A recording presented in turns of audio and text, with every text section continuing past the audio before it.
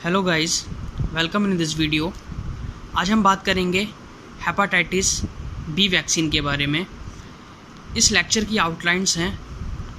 हम देखेंगे कि हेपाटाइटिस बी वायरस क्या होता है, हेपाटाइटिस बी डिसीज़ क्या होती है, टाइप ऑफ हेपाटाइटिस वायरस, उसकी पैथोजेनिसिटी मतलब वायरस कैसे कॉज करता है, वैक्सीन और उसके टाइप्स और development of hepatitis B vaccine.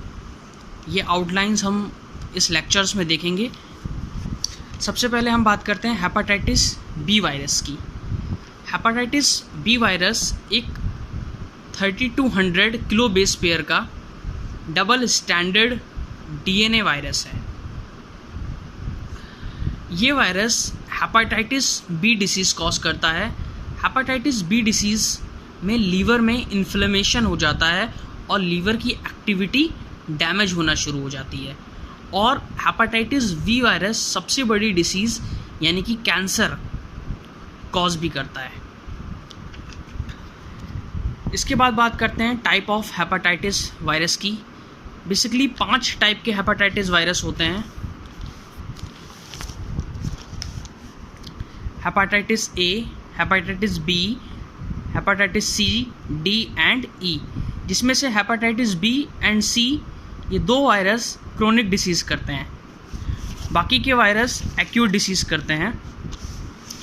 इसके बाद बात करते हैं हम वायरस की पैथोजेनिसिटी के बारे में कि हेपाटाइटिस बी वायरस एक ह्यूमन होस्ट के अंदर यानी कि ह्यूमन बॉडी के अंदर किस तरीके से ह्यूमन बॉडी को इन्फेक्ट करता है, क्या पूरी मॉलिक्यूलर मैकेनिज्म होती है इसके पीछे, किस तरीके से वायरस एंटर करता है, किस तरीके से इफ़ेक्ट करता है, ये पूरी प्रोसेस हम इसमें देखेंगे। हेपाटाइटिस बी वायरस के पास बेसिकली ये 5 प्रोटीन होती हैं। पहली वायरल पॉलीमरेज जो डीएनए पॉलीमरेज, रिवर्स ट्रांसक्रिप्टेज और आरएनएज एच एक्टिविटी रखती है। दूसरी एचबीवी सरफेस प्रोटीन जो कि अटैचमेंट कराएगी इस वायरस का होस्ट सेल के साथ। कोर प्रोटीन जो कि कैप्सिड बनाएगी। एचबीएजी का काम अभी तक ज़्यादा अंडरस्टूड नहीं है, लेकिन ये माना जाता है कि ये प्रोटीन वायरस के सरफेस पे होती हैं और ये भी बाइंडिंग में हेल्प कराती हैं। लास्ट यानी कि एचबीएक्स प्रोटीन, ये प्रोटीन एक ऐसी वायरल प्रोटीन होती है जो इन्फेक्शन कॉज करती है। आइए इसको हम डीप में समझते हैं। इन 5 प्रोटीन की हेल्प से हम पूरी पैथोजेनिटी को समझेंगे, जिसके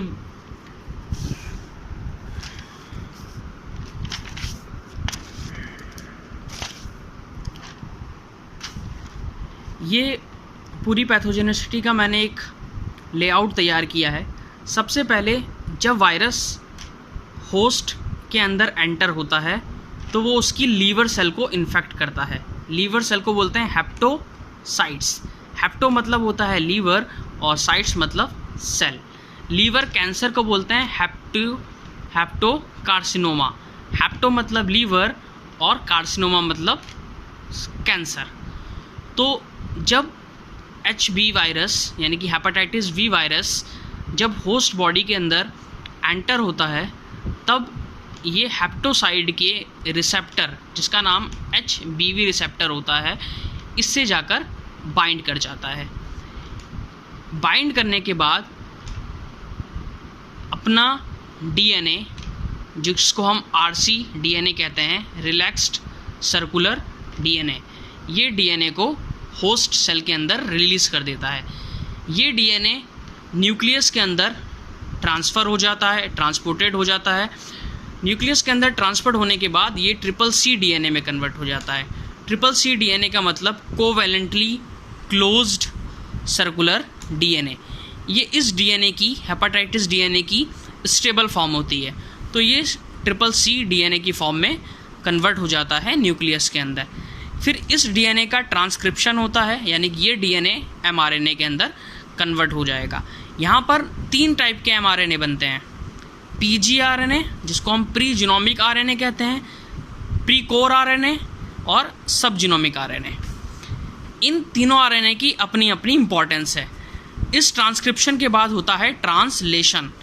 सब जीनोमिक आरएनए सरफेस प्रोटीन बनाता है और एचबीएक्स प्रोटीन बनाता है। ये HBx प्रोटीन अपने टारगेट पे जाकर बाइंड हो जाती है और होस्ट बॉडी की यानी कि होस्ट सेल की मेटाबॉलिक एक्टिविटी को इफ़ेक्ट करती है और लीवर में इन्फ्लेमेशन जैसी एक्टिविटी को बढ़ावा देती है, जिससे लीवर की एक्टिविटी, लीवर के फंक्शन ख़राब होना शुरू हो जाते हैं, लीवर माल फंक्शनिंग करना शुरू कर देता है। इसके बाद आते हैं PgRNA। ये PgRNA जब ट्रांसलेट होता है तो HBV DNA बनाता है, HBV DNA की प्रोटीन बनाता है, कोर प्रोटीन पॉलीमरेज बनाता है।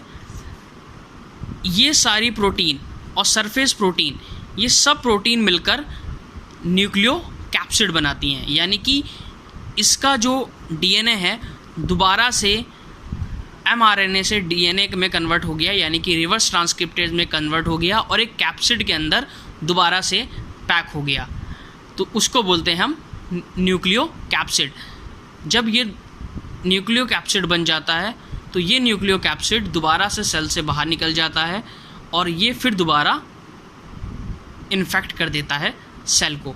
तो यहाँ पर कहने का मतलब यह है कि कोई भी यानी कि हेपेटाइटिस बी वायरस पहले सेल को इन्फेक्ट करता है, न्यूक्लियस के अंदर आता है, आरएनए बनाता है, आरएनए बनाने के बाद ट्रांसलेट करके HBx प्रोटीन बनाता है।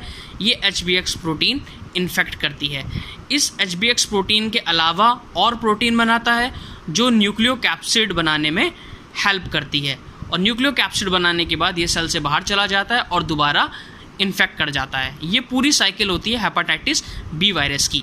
ये सारी प्रोटीन वही प्रोटीन हैं जिन प्रोटीन्स के बारे में मैंने सबसे पहले डिस्कस किया था, यानी कि ये वही 5 प्रोटीन्स हैं। इसके बाद hepatitis B virus cancer cause करता है। Hepatitis B virus cancer cause कैसे करता है? ये P53 जीन जो कि ट्यूमर सप्रेशन जीन कहलाता है, इस जीन को इनहिबिट कर देता है। अगर ये जीन इनहिबिट हो गया तो ट्यूमर सप्रेस हो नहीं पाएगा, इसका मतलब सेल कैंसर सेल्स में कन्वर्ट हो सकती हैं। ये टीलोमेरेज की एक्टिविटी को बढ़ा देता है। इसका मतलब क्या है कि जब सेल रेप्लिकेट करती है तो DNA छोटा होना शुरू हो जाता है, मतलब DNA का लास्ट पोर्शन रेप्लिकेट नहीं हो पाता, तब टीलोमरेज आता है और उस रीजन को, जो रीजन छूट गया है, उसको पूरा का पूरा रेप्लिकेट कर देता है।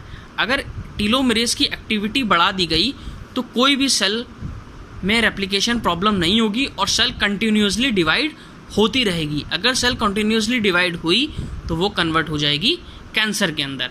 फिर तीसरा है इनहिबिशन ऑफ अपोस्टोसिस। अपोस्टोसिस बोलते हैं प्रोग्राम सेल डेथ को। अगर अपोस्टोसिस किसी सेल के अंदर नहीं हुई तो वो सेल डेथ होगी नहीं और वो कंटिन्यूसली ग्रो करती रहेगी। अगर सेल कंटिन्यूसली ग्रो कर रही है तो उसी को हम बोलते हैं कैंसर। तो हेपेटाइटिस बी वायरस कैंसर भी कॉज करता है।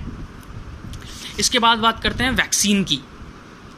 वैक्सीन बेसिकली एक लिविंग सिस्टम हो सकता है जो कि इनएक्टिव फॉर्म में या उसकी कोई टॉक्सिक प्रोटीन बॉडी के अंदर डाली जाती है जिससे कि इम्यून सिस्टम जनरेट होता है। यहाँ पर बेसिकली कुछ टाइप हमने डिस्कस किए हैं वैक्सीन के, जैसे live attenuated vaccine, toxoid vaccine, सब यूनिट यानी कि कॉन्जुगेटेड वैक्सीन, DNA वैक्सीन और इनएक्टिवेटेड वैक्सीन। सब यूनिट कॉन्जुगेटेड वैक्सीन का इस्तेमाल किया जाता है हेपेटाइटिस बी वायरस वैक्सीन के अंदर। चलिए जानते हैं कि सब यूनिट यानी कि कॉन्जुगेट वैक्सीन्स क्या होती हैं। हेपेटाइटिस बी वायरस में हम पूरा हेपेटाइटिस वायरस ना लेकर हम एक उसका छोटा सा प्रोटीन सब यूनिट ले लेते हैं। प्रोटीन सब यूनिट कौन सा लेते हैं हम? HBsAg। ये एंटीजन वायरस के सरफेस पे मौजूद होता है। तो ये वायरस एंटीजन हम एज अ वैक्सीन इस्तेमाल कर लेते हैं। इंडस्ट्रियल प्रोडक्शन की अगर हम बात करें तो HBsAg एंटीजन वाले जीन को हम PMA56, ये यीस्ट वेक्टर है, इस वेक्टर में प्रमोटर होता है। इस प्रमोटर के साइड में हम इसको लाइगेट करा देंगे थ्रू जेनेटिक इंजीनियरिंग। ये प्रमोटर HBxAg जीन को भी ट्रांसलेट कर देगा और इसकी ट्रांसलेटेड प्रोटीन को हम प्यूरिफाई करके एज अ वैक्सीन यूज़ कर लेंगे। Thank you.